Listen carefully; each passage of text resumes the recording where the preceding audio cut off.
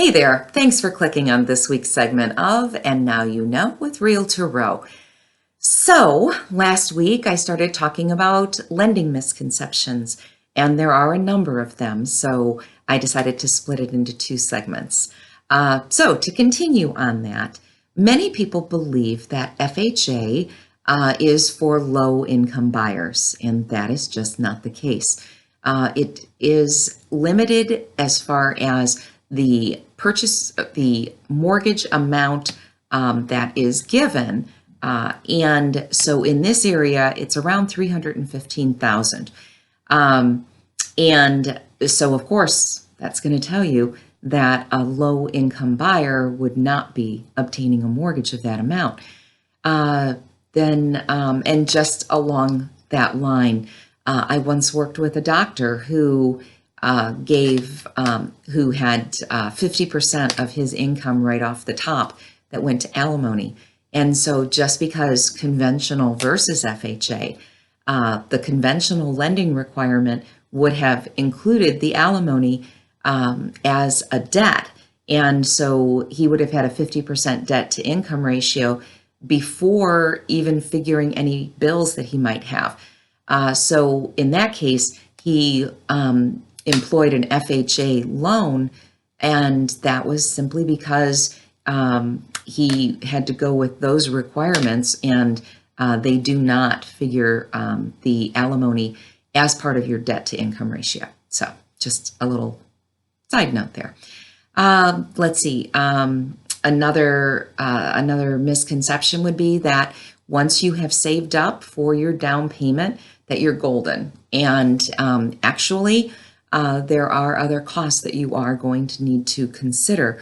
For instance, aside from the fact that you do need to pay for your inspections and your appraisal, there are closing costs, and the closing costs can be considerable. So they're going to be thousands of dollars in addition.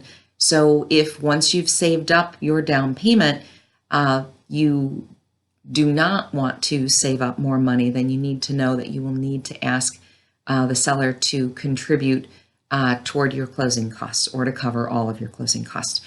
So that's a conversation you need to have with the lender as well as your agent. Another misconception is that self-employed people can't get mortgages, or that if they do, it's going to be a long, arduous process.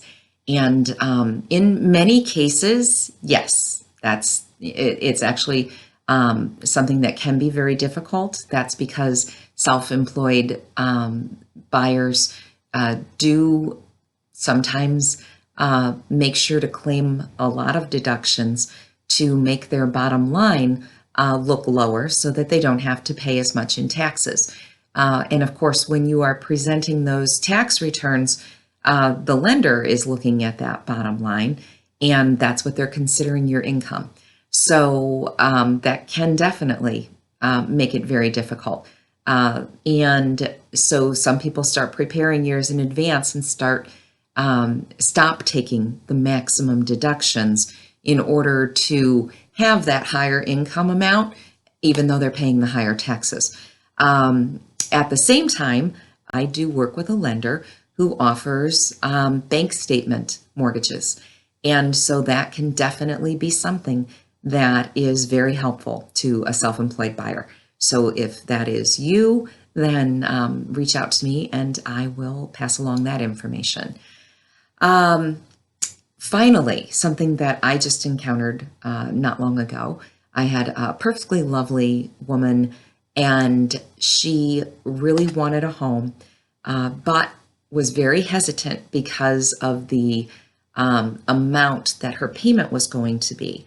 And so I finally asked her why she was dead set on a 15-year mortgage when I suggested that she look at a 30-year mortgage and then just pay ahead so that she could pay it off sooner, but not be locked into that payment.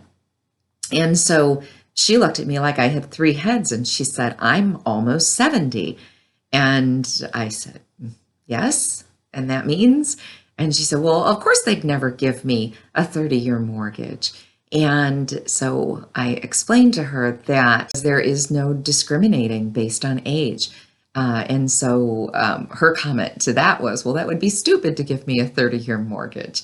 But she said there's just no common sense.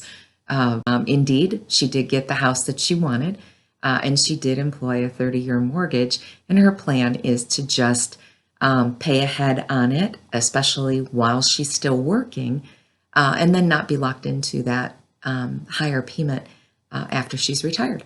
So I'm sure there are more misconceptions out there. If you want to ask me about something, I can certainly field your questions or direct you to a lender who can give you answers. But I do hope that I cleared something up for you. So follow me on Instagram, on Twitter, on Facebook, and on YouTube, and you will be notified the next time that I post a segment of And Now You Know with Realtor Row. Thanks so much for listening, and enjoy the rest of your day. Bye-bye.